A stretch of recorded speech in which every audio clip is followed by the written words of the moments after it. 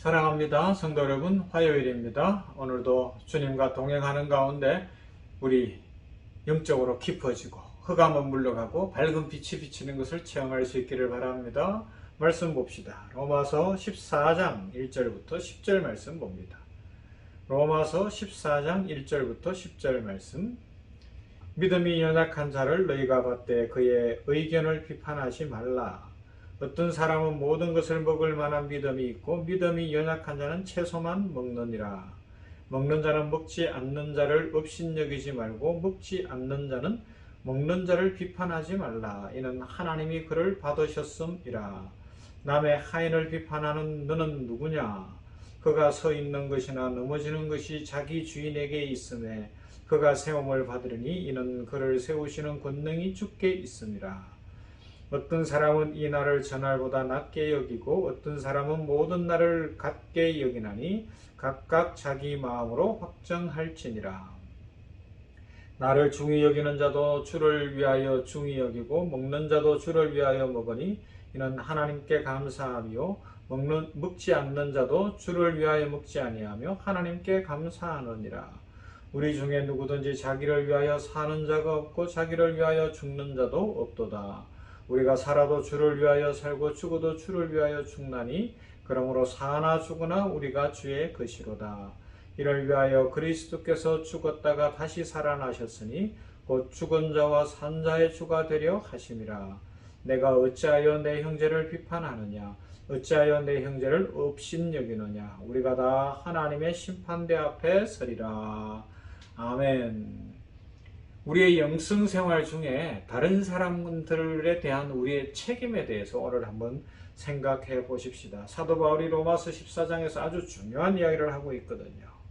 여러분 이런 생각 해보셨어요? 신앙생활 하는 중에 믿음 생활 하는 중에 나는 하나님 앞에서 다른 영혼들에 대한 책임이 있다라는 그런 생각 혹시 해본 적 있나요? 이건 비단 목사들에게만 주어진 책임은 아니에요. 물론 목사들은 영적인 일들을 전적으로 감당해야 되기 때문에 우리 성도들이나 또 세상에 예수 믿지 않는 영혼들까지도 세계 선교지에 있는 여러 사람들까지도 영적인 어떤 돌봄의 책임이 분명히 있습니다. 그 사명을 잘 감당해야 되겠죠. 잘 감당하도록 저를 위해서 기도 많이 해주시기를 부탁을 드립니다. 그런데 우리 성도들 한 사람 한 사람도 다른 사람에 대한 책임이 있다는 것 아세요? 이런 거죠. 만약에 아버지라는 존재가 다른 사람에 대한 책임감이 없고 자기 이익만 챙기고 자기 배만 챙기고 자기 마음대로 살면 가족이 다 고통당하는 거예요. 이혼하게 될 것이고 가정이 힘들 것이고 자녀들이 상처받을 것이고 그런데 그것으로 끝나나요? 일가 친척들과의 관계도 깨질 것이고 이웃들과의 관계도 깨질 거예요. 그죠? 한 사람은 우리 사회생활 속에서도 중요해요. 교회 안에서 목사를 예로 들면 목사 한 사람이 어떤 실수를 하거나 잘못을 범하면 사회적으로 큰 무리가 일어나잖아요. 성도들이 상처를 받잖아요. 마찬가지예요. 우리 한 사람 한 사람이 하나님 앞에서 다른 사람에 대한 책임감이 분명히 있다라고 오늘 성경이 말씀하고 있어요. 그래서 먹는 문제, 교회에 나왔는데 이 초대교회에는 이 가난하고 힘든 사람들이 많았거든요. 노예들이 있었거든요.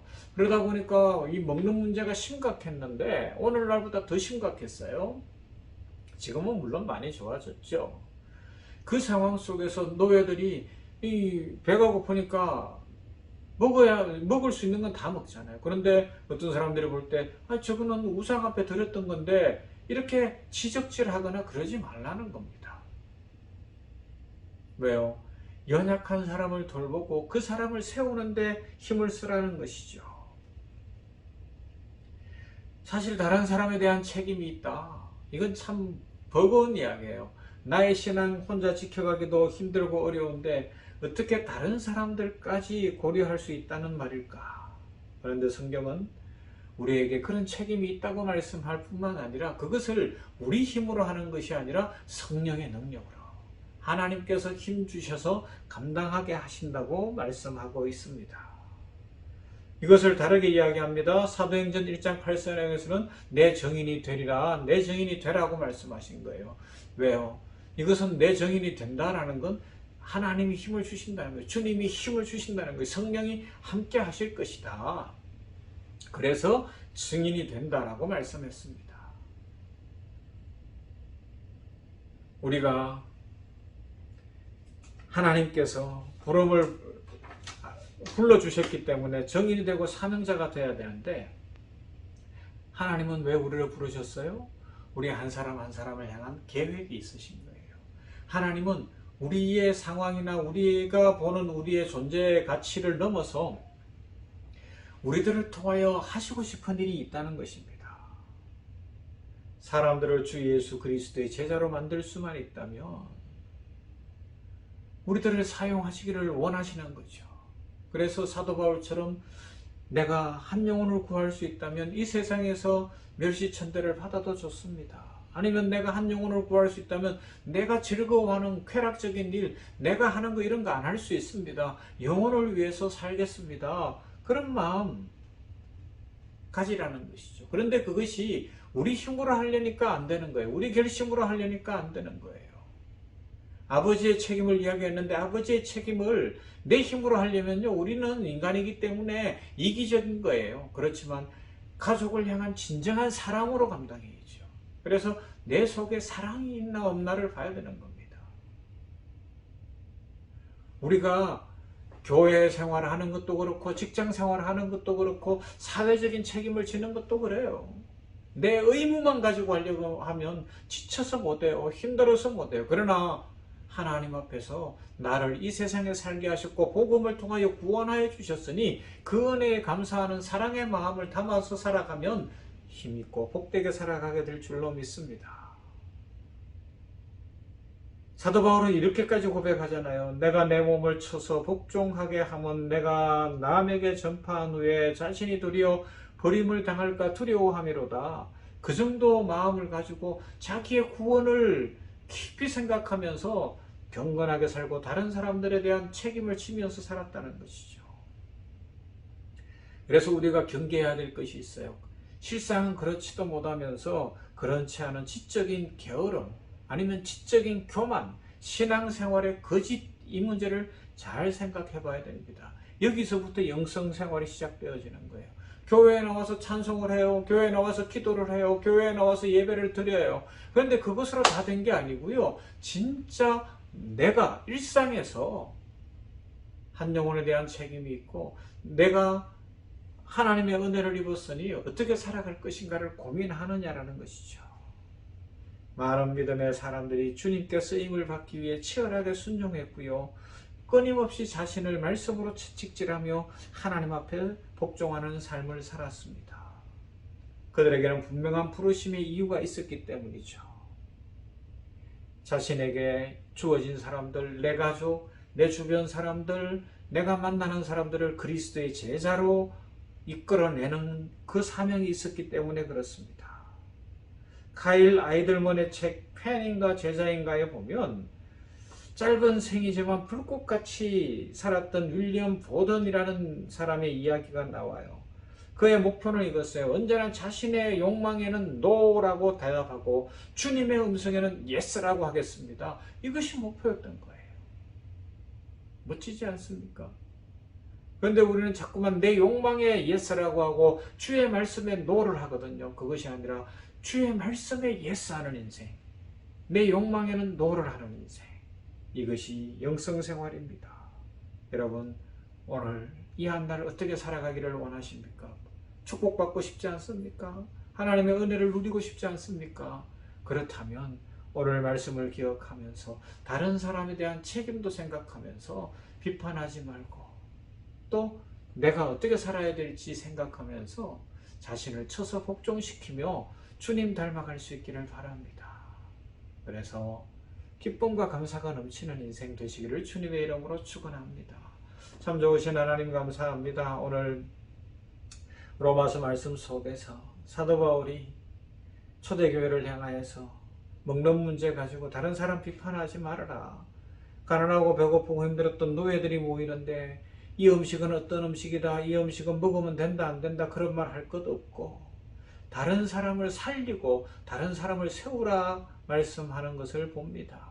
그렇습니다. 우리들 다른 사람에 대한 책임이 다 있다는 것을 꼭 기억하게 하여 주시옵시고, 가정에서 엄마로, 가정에서 아빠로, 성도로, 또 직장 생활의 어떤 내가 나에게 맡겨진 위치에서 사회적으로 이 사회의 구성원으로서 책임을 감당할 줄 아는 신실하고 지혜롭고 또 믿음 좋은 사람들이 되게 하여 주시옵소서.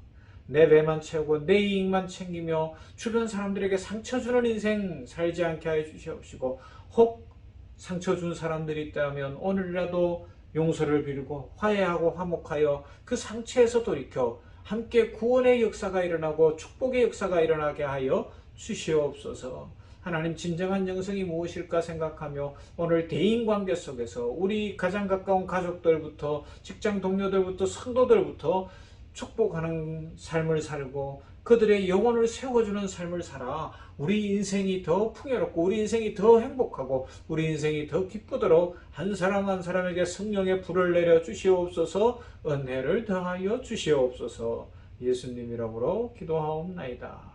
아멘. 찬송할까요? 411장 아 내 맘속에.